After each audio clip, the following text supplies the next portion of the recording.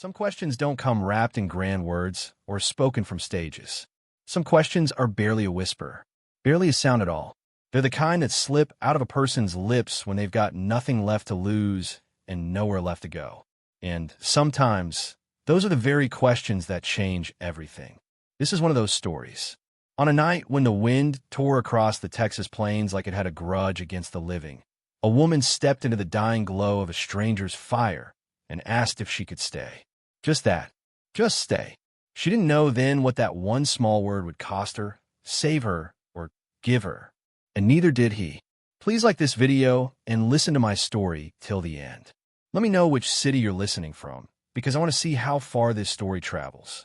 Something tells me it needs to reach the right ears tonight. Her name was Mae Calloway. And the night she walked into that firelight, she had been walking for 7 hours straight across empty land, in boots that had cracked clean through at the heel, carrying a carpet bag that held almost everything she owned in the world. Almost. Because the things that mattered most, her dignity, her sense of worth, those had been stripped from her in front of half a town just 6 days earlier. She had lost them standing at the steps of a church she never got to enter. She had lost them in front of a man who smiled when he humiliated her. But we'll get to that. We'll get to all of it.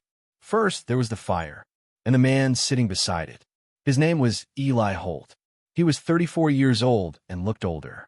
Not broken older, weathered older.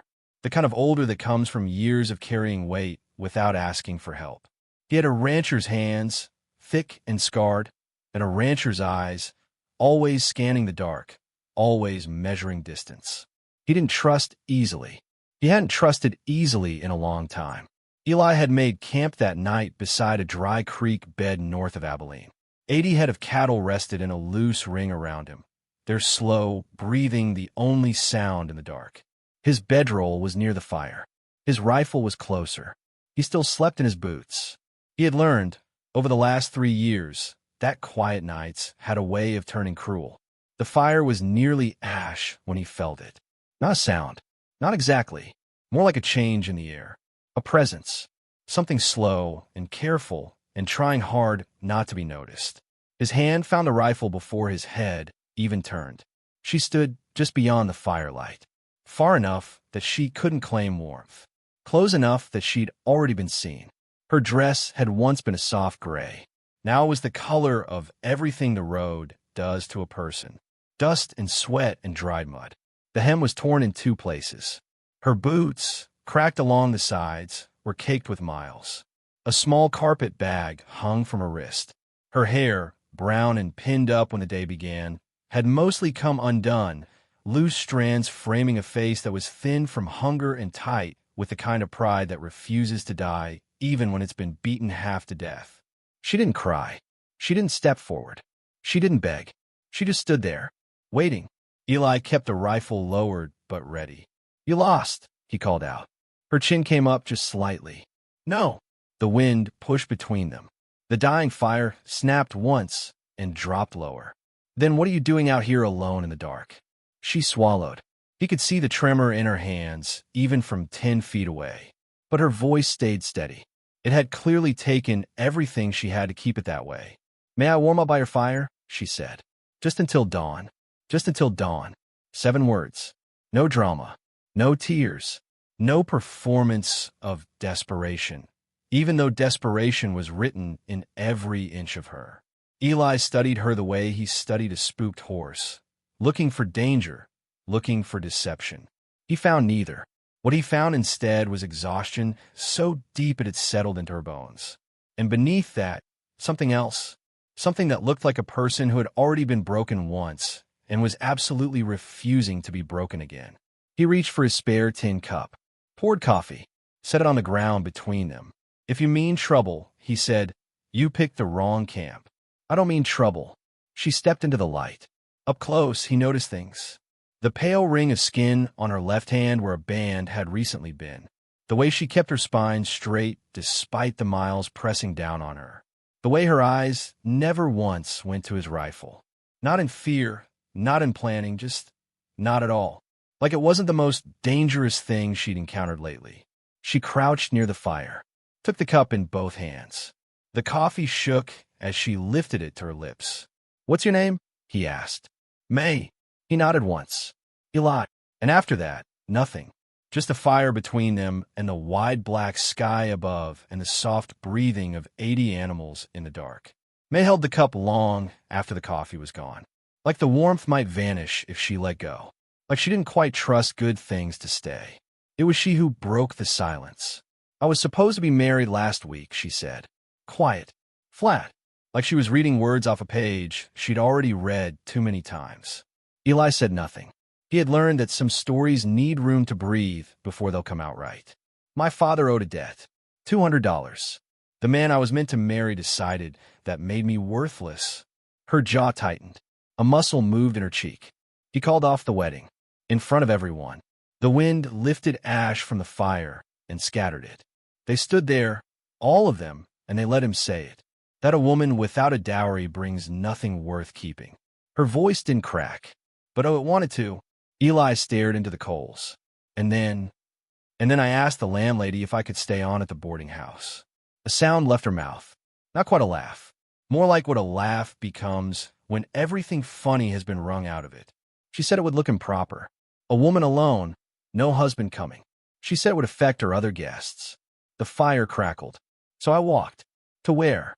Anywhere that wasn't there. Silence settled around them again, but it was different now. Heavier and softer at the same time. The kind of silence that sits with you instead of pressing against you. Eli added mesquite to the fire. Flames rose and caught, throwing gold light across Mae's face. She looked younger in that light.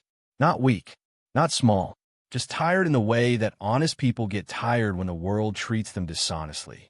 He watched the calf that kept straying near the edge of the herd, and then he looked back at her blistered hands, and then he said the thing he hadn't planned to say. "I'm short a hand." Her eyes lifted. 4-week drive north to Hayes. $1 a day, meals included. You work, you earn it. He looked at her steadily. No charity. Made it not hesitate. Not for a single breath. Yes. The word came fast, like she was afraid he'd change his mind before it reached him. Eli nodded toward the far side of camp. "You sleep over there. We move at first light." Mae didn't thank him. Not in words. But when she lay down with the spare blanket pulled around her shoulders, something in her posture changed. She didn't keep one eye open, waiting to be sent away. She didn't curl herself small, like a person who expected to be unwanted. For the first time in 6 days, Mae Calloway closed her eyes and let herself rest. Before dawn, Eli woke to the smell of coffee. She was already up, the fire rebuilt, the dented blue pot set over the flame, the cattle beginning to stir in the gray morning light. She hadn't asked him if it was all right. She hadn't waited for permission. He lay still for a moment and watched her. "Figured I'd start earning that $1, she said, without turning around. Eli almost smiled. Almost. If this story is pulling at something in your chest right now, just know it gets deeper. It gets harder. And it gets so much more beautiful. Make sure you stay with me through all 5 parts, because what happens between these 2 people out on that open road is something I think a lot of us need to hear right now. Now let me take you into the trail. By the time the sun crested the horizon, Mae was in the saddle, riding the left flank of the herd exactly where Eli had pointed. She watched the red brindle cow that liked to wander. She leaned forward when cattle drifted. She didn't complain when dust coated her face or when the rains burned her palms raw. By noon, both her hands were bleeding. She said nothing. Eli noticed everything. And somewhere between the first mile and the 50th, somewhere between silence and labor and the steady percussion of hooves crossing dry earth, something very small shifted between them. Not love. Not yet. Just recognition. 2 people who had learned to survive alone, riding side by side under a merciless sky. Neither of them yet understood how dangerous that could become. If you're just joining, this is the story of Mae Calloway, a woman left at the steps of church she never got to enter, who walked 7 hours through darkness and ended up at a stranger's dying fire, asking only to stay until dawn. And of Eli Holt, a rancher who had stopped trusting the night a long time ago, but who set out a spare cup of coffee anyway. They were 3 days into a 4-week cattle drive north. 80 head, open plains, a sun that didn't apologize, and neither did either of them. The third day on the trail was when Eli understood she wasn't going to quit. The sun rose white and unforgiving, and the wind carried dust that dried your throat before you could swallow. The herd moved slow and stubborn, hooves hitting the packed earth in that rhythm that never ever stops. Eli had hired hand before. Strong men, men who knew cattle for birth, men who quit by the second week and took a portion of the pay he couldn't spare with them. Mae rode the left flank without complaint, back straight, eyes forward, watching the herd like she'd been watching herds her whole life. By mid-morning, the red brindle broke. The cow lunged away from the group without warning, head high, legs churning, pure panic in every stride. A green hand would freeze. A frightened hand would chase and make it worse. Mae did neither. She drove the mare forward, cutting hard across the dust before the animal could pick up speed. Her hat nearly flew off. She leaned low over the horse's neck, angling herself just right, not chasing but redirecting, easing the cow back with patience and pressure until it rejoined the herd like it had never meant to leave. She returned to position. Her breathing was hard. Her face was completely calm. "Good cut," Eli said. It was the first praise he had offered. She only nodded, like it was simply what she'd done and what she intended to keep doing. He looked away before she could see what was happening in his expression. By afternoon, the sky changed. Not gradually, all at once, the way weather moves across open land, like it doesn't feel the need to warn you. The air thickened. The light turned a yellow color that made everything look slightly wrong. The cattle felt it before Eli did. Their ears went flat. Their bodies tightened. They started bunching together, which is what cattle do when they're afraid, and it's both the safest thing and the most dangerous. Thunder came first as a low muttering far beyond the ridge. Then it found its voice. "Keep them tight," Eli called. Mae widened her position, pushing toward the edges of the herd before the first strays could peel off. The wind turned violent. Dust swirled up around the hooves in great choking clouds. The herd began to move as one enormous nervous body, not quite running yet, but tilting toward it. Then the lightning hit. It struck somewhere behind the ridge and split the sky like something had cracked the world in two, and the sound that followed wasn't thunder. It was the herd, all 80 animals, bolting at once. 80 cattle in a full run is not just noise. It is the ground shaking. It is the air leaving your lungs. It sounds so complete that your own thoughts disappear inside it. Mae rode straight into it. She drove her mare directly into the outer edge of the moving mass, leaning hard, shouting now, her voice somehow cutting through the chaos.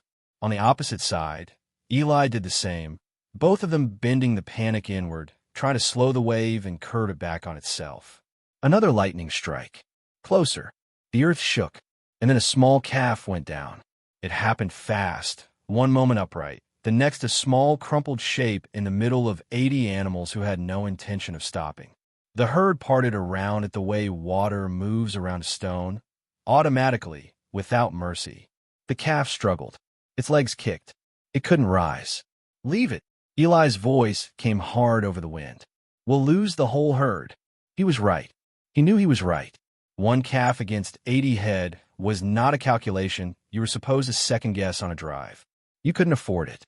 Mae was already off her horse.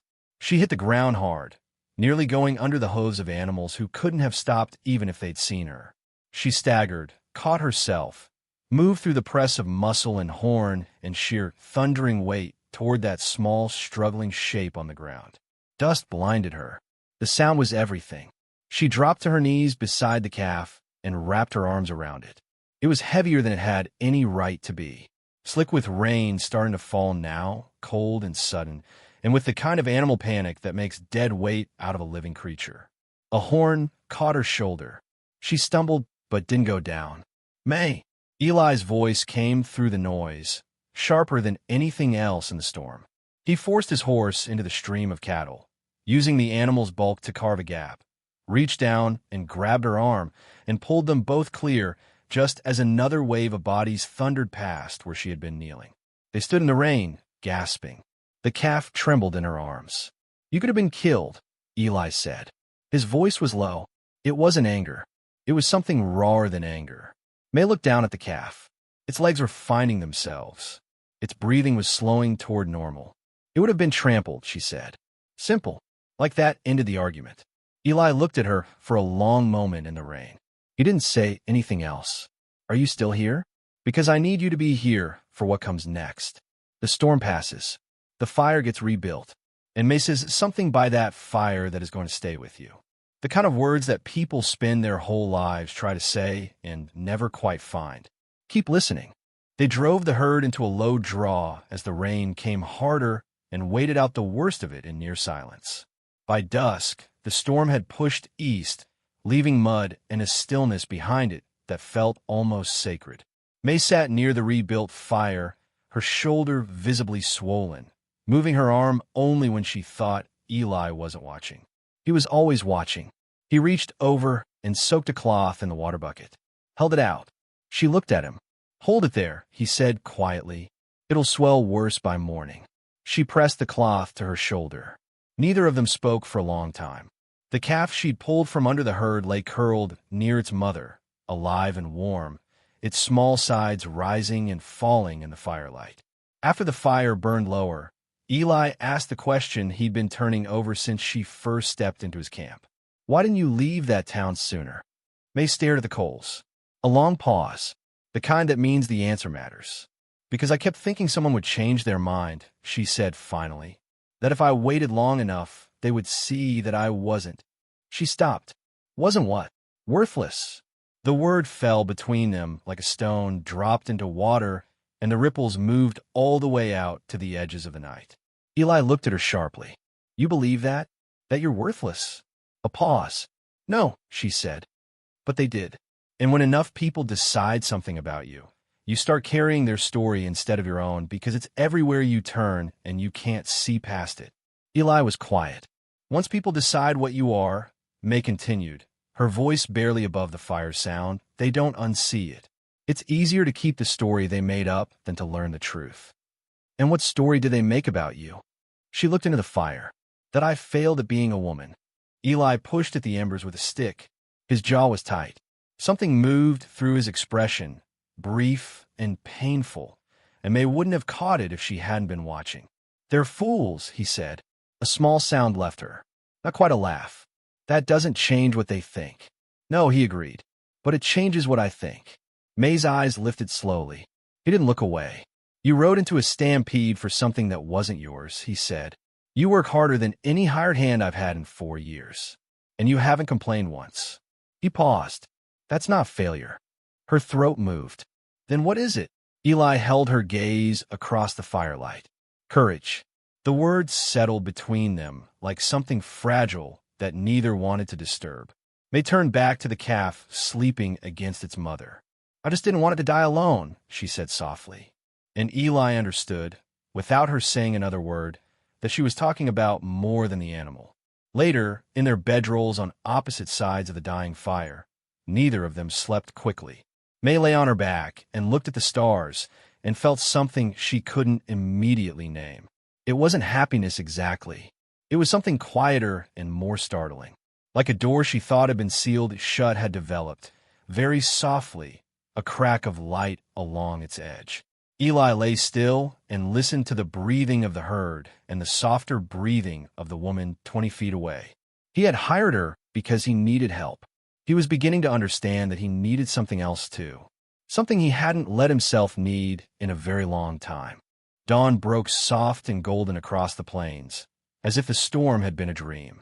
Mae was awake before the light fully came. She lay still and listened. The herd moved in its slow morning way. The calf she had saved called once, thin and sweet. Its mother answered. She let out a breath that had been held for days. By the time Eli rose, the fire was going, the coffee was ready, and cornmeal was warming in the skillet. He stood at the edge of the firelight and watched her work and did not immediately announce himself. She felt him there. You're going to have to stop sneaking up on me, she said without turning. Something in his chest shifted. It moved like a window being opened in a house that had been shut up for winter. They ate in quiet. They broke camp in quiet. They rode north again in quiet. But the quiet had changed. It had texture now. Wait. The kind of quiet that is actually a conversation happening just beneath the surface of two people who haven't yet found the words. By noon, Eli called a rest near a narrow creek. The ground was soft from last night's rain. The cattle spread out and grazed. The horses drank. Mae walked to the water's edge and knelt and cupped in her hands and splashed her face. The cold hit her like a kindness. When she stood, Eli was beside her. "You're limping," he said. "I'm fine." "You're not." She exhaled. "It'll pass." He looked at her the way she was starting to learn. He looked at things he was trying to understand completely before he spoke about them. Then, carefully, he reached for her arm and turned it gently to see the bruise spreading beneath her sleeve. His hands were rough, but the touch was careful the way a person is careful with something they've decided matters. "You don't have to prove anything," he said. She looked up at him. "I'm not proving anything." "Then what are you doing?" The question landed quietly. No edge to it. Genuine curiosity. The kind that expects a real answer.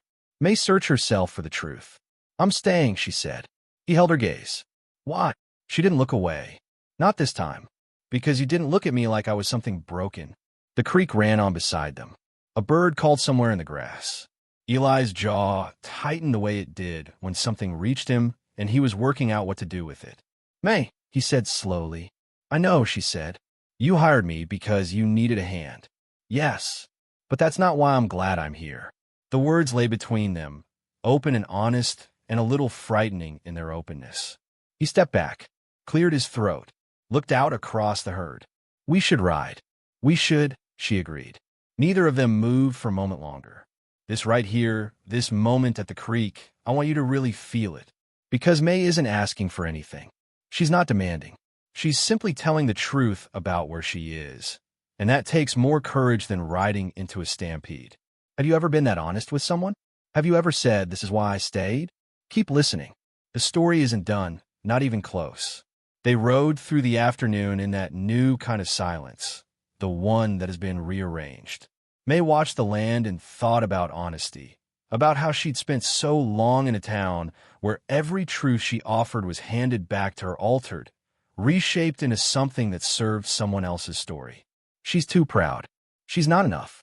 She brings nothing. She had begun to hear those things in her own voice eventually. That was the worst part. Not the man who said them. Not the town that nodded. The worst part was the morning she woke up and heard her own mind say them first.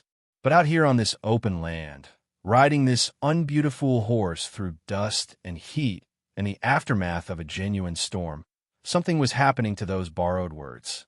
They were losing their grip, losing their shape. Eli had not looked at her like something broken. He had looked at her like someone worth trusting with his herd and his fire, and eventually, she was starting to understand something considerably more important than either. On the fifth night, they made camp near a stand of cottonwood trees by a dry riverbed. The sky was enormous and clear and full of the kind of stars you only see when there are no lights for 50 miles in any direction. Mae sat across the fire from Eli and watched the flame and thought she should probably not say what she was about to say. "Can I ask you something?" "Go on," he said. "What happened?" 3 years ago. You said once that quiet nights taught you not to trust them." He was quiet for a long time. The fire crackled.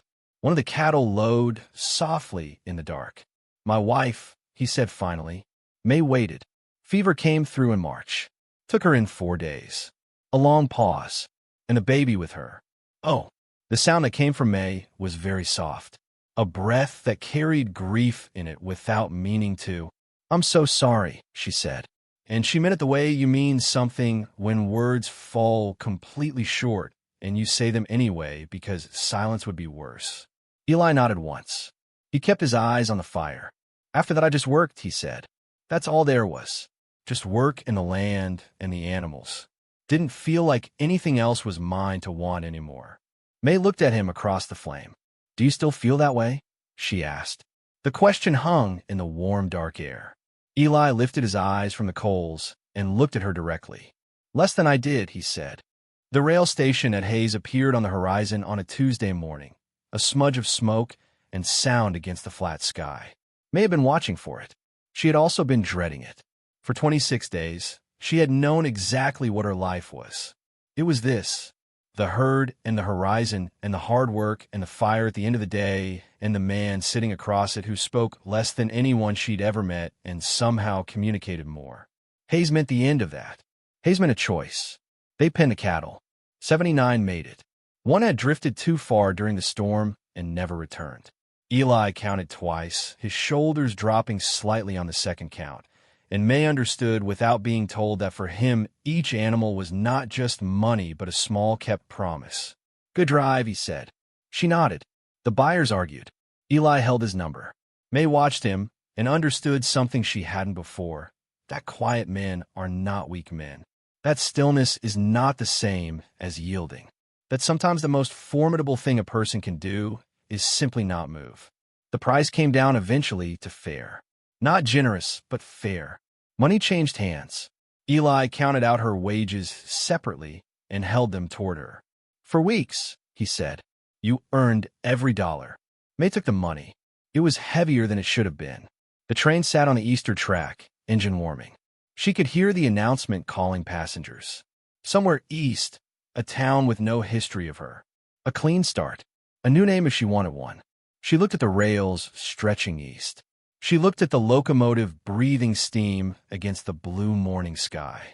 She looked at the possibility of disappearing into a life where no one knew what had been said to her on those church steps. And she looked at Eli. He stood a few feet away with his hat in his hand, watching the buyers lead the cattle into the stockyard pens. Dust still on his boots. That particular set to his jaw that she had come to read like weather. He was braced for something. She understood now what it was. He was braced for her to leave. He was holding completely still the way a person holds still when they're trying not to show that stillness is costing them something. Mae folded the money. She placed half of it back into his hand. "Half is yours," she said. "Put the rest toward fee for your stock." Eli frowned. "You earned it." "I know. Mae, I know I earned it." She stepped closer, close enough that the noise of the rail yard fell to the edges of things. "You asked me at the creek why I stayed. I told you it was because you didn't look at me like something broken." He nodded carefully. "That was true," she said, "but it wasn't all of it." He waited. He had learned by now that waiting for her to find the right words was always worth it. Mae took a breath. "I wasn't just warming my hands at your fire." He went very still. "I was finding my place. If you're feeling something right now, right down in the center of your chest, I want you to sit with that. Because that phrase, 'I was finding my place,' I think a lot of people listening to this story have been looking for exactly that. A place that isn't assigned to you by someone else's cruelty. A place you walk into and choose. Stay with me for the final part." The noise of Hayes fell completely away. Eli looked at her. Not the way you look at something you're evaluating. The way you look at something you already know is true and are only now letting yourself say so. "I don't have a dowry," Mae continued. Her voice was steady. That hard-won steadiness that isn't the absence of feeling, but the decision to feel it without falling. "I don't have a family waiting on me somewhere. I don't have a town that wants me back." She lifted her chin. "What I have is work in these hands, and grit enough to ride through storms and a choice." The wind moved through her loose hair. "And I choose to stay." The words landed the way true things land. Not dramatically, not with music swelling behind them. Just solidly, like a post driven into good ground. Eli's expression changed. The armor eased.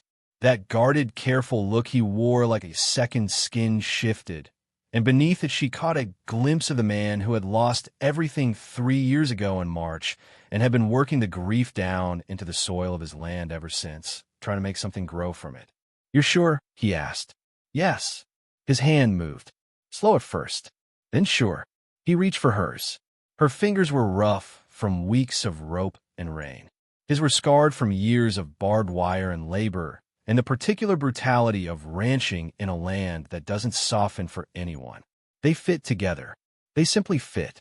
"My ranch is 2 days south," he said quietly. "Small place. Needs considerable fixing. Needs hands that won't quit. Good thing I don't quit." He almost smiled. "Almost. Separate cabin," he added. "Proper." She laughed softly, the first real laugh he had heard from her. It changed her whole face. It changed the air around both of them. "I trust you," she said. And she meant it. Not the blind trust of someone with no options. The chosen trust of someone who had been watching carefully for 26 days and liked every single thing she saw. They rode out of haze at sunset. No ceremony, no vows yet, no promises spoken aloud. Just two horses moving side by side through the copper and gold light of a day ending, toward open land that neither of them was fleeing. That was new for both of them. Mae had been running from something for so long that forward motion had started to feel like escape. But this was different. She could feel the difference in her body, the set of her shoulders, the way she breathed. She was not running away. She was riding toward. Eli rode beside her and looked at the road ahead and felt something press against his ribs that he hadn't felt in 3 years. He had spent so long making sure he didn't feel it that he almost didn't recognize it at first. Hope, the particular, dangerous, necessary weight of it. He looked sideways at Mae. Her hair had come down again, the way it always did by the end of a long day, because the pins she owned weren't designed for the kind of life she apparently had no intention of living gently. The light turned her brown hair copper. She was watching a hawk circling above the plains with that look she got when something interested her, completely focused, completely present, completely herself. He had hired her because he needed help. He understood now that what he had actually found was someone whose presence made him feel like the person he used to be before grief taught him to want less. The plains stretched wide. The sky burned down to violet at the edges. Stars began to appear one by one, the early ones, the faithful ones, always first. After a long while, Mae spoke without looking at him. "Thank you," she said. "For what?" "For letting me stay." Eli rode in silence for a moment. "You asked to warm up by my fire," he said, "and you said yes." He shook his head just slightly. "No," he corrected, his voice low and certain. "I said stay." The difference between those two words. Yes is permission. Stay is an invitation. Yes is someone deciding you may occupy their space temporarily. Stay is someone saying your presence has value. Your presence changes something. Your presence is wanted, not merely tolerated. Mae heard the difference. She had heard it that first night. Actually, she had just been too worn down and too afraid to trust what she heard. 26 days, and one storm, and one saved calf, and one conversation by a fire, and one moment at a creek had given her back the ability to trust what she heard. She pulled in a deep breath of evening air, grass and dust, and the faint smell of rain coming from the west. Something sweet underneath it all, the high plains in late season, the end of summer giving itself to what came next without complaint. She breathed it in and let it belong to her. 2 days south. They made camp once on the road home. The fire was easy between them now. The silence had no edges. They sat across from each other, and Mae told him about her father's farm and the way her mother used to sing while she worked, and how she had learned to ride when she was 7 by simply refusing to fall off until she figured it out. Eli listened. He asked questions, not the polite, keeping conversation kind. The kind that mean I want to know this, I want to know you. He told her about the land he'd bought before the marriage, 20 acres that he'd turned into 60 with 10 years of work. He told her about the barn that needed a new roof before winter and a north pasture fence that had come down in last spring's winds and the well that gave good water but needed its pump replaced. He told her about a garden his wife had planted that had kept coming back every spring for 3 years despite no one tending it. As if it didn't know it wasn't wanted anymore. What grows in it? Mae asked. Sunflowers, mostly, and something she called blue sage. I know blue sage, Mae said softly. Eli looked at her across the fire. It's not giving up, she said. That garden. It's just staying. He was quiet for a long time after that. The fire burned slow and steady. The plains were enormous and dark, and full of the sound of night insects finding their voices. When he finally spoke, his voice was rough in the way that means something true is working its way out. She would have liked you, he said. Mae felt the words move through her chest. She knew what it cost him to say them. She knew what kind of gift it was. Tell me about her, she said. And he did. They reached his ranch on a Thursday afternoon. It was small. He had not been exaggerating. The barn didn't need its roof. The north fence was down in 2 places. The house was practical and clean and showed no evidence of a woman's presence except for the garden along the south wall. The blue sage was in bloom, and the sunflowers, tall and turned toward the light, lined the fence like they were standing guard. Mae stepped down from her horse and stood in the yard and looked at the place and felt it settle into her somehow the way a right thing settles. Not perfectly, not without work to be done, but true. It's a good piece of land, she said. It's a start, Eli said. That's all anything is, she answered. He showed her the cabin at the east end of the property. Small but solid. A window that faced the sunrise. A fireplace that drew well. A door that latched properly, which she had learned to appreciate in a way she hadn't before her life required it. It's perfect, she said. She meant it.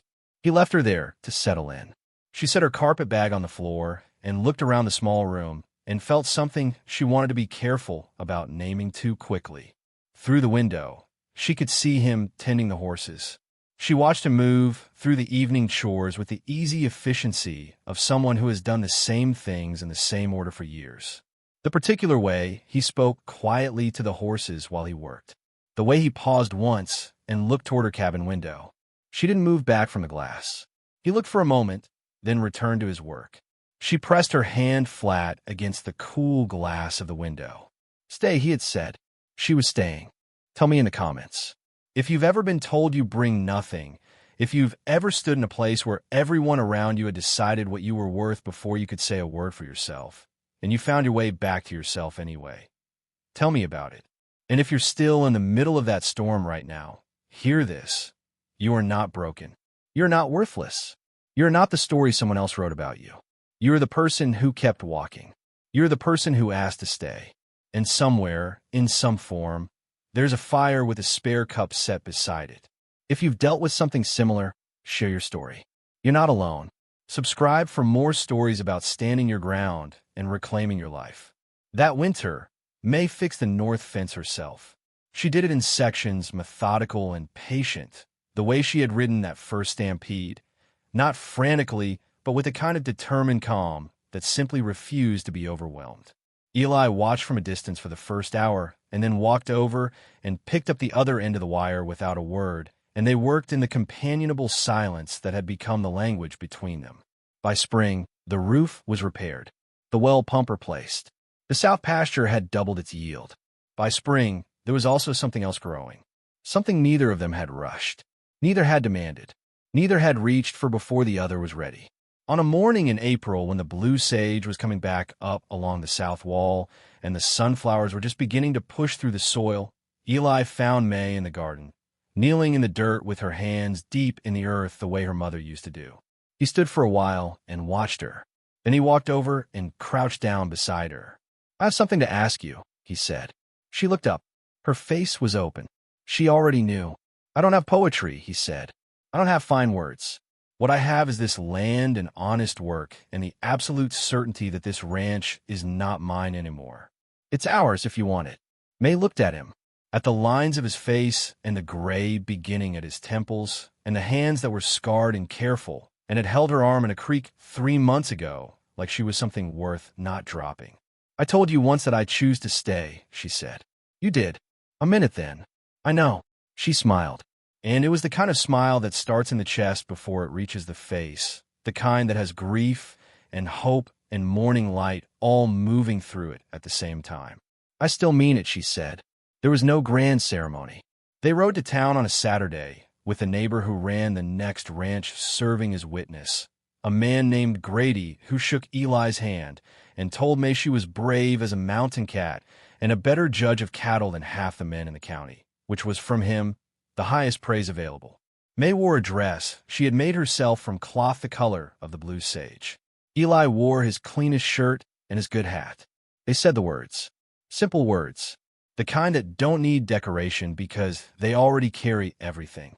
I do. Walking out of that building, Mae's hand in his, the sun high and warm, the plains stretching in all directions toward every horizon, she thought about a woman who had stood at a church she never entered and been told she brought nothing worth keeping. She thought about 7 hours of walking in the dark. She thought about a dying fire and a stranger with a spare cup. She thought about a calf that almost died alone in a storm. She thought about a garden that didn't know it was supposed to give up. Stay, he had said. And here she was. Here, in the truest sense of the word. Not surviving. Not enduring. Not performing the part of a woman other people had written for her. Living. Choosing. Belonging to herself and to this man and to this land. All at once, all freely. She squeezed his hand. He squeezed back. The road stretched ahead of them, wide and unhurried and entirely their own. And that was how it began. Not with the wedding they never quite got around to making grand. Not with the dowry no one ever paid. Not with the $200 that it seemed, once, like the price of her worth. It began with a woman standing at the edge of firelight and asking a very small question in a very tired voice. And a man who set down a cup of coffee and said the word that changed both their lives. Stay. Thank you for listening to the very end. If this story reached you, wherever you are, whatever city you're in, whatever hour of the night or morning it is, share it with someone who needs to hear it. Someone who has been told they bring nothing. Someone who is still walking through the dark. Let them know that the fire exists, that the cup is already out, and that the word waiting for them is always the same. Stay.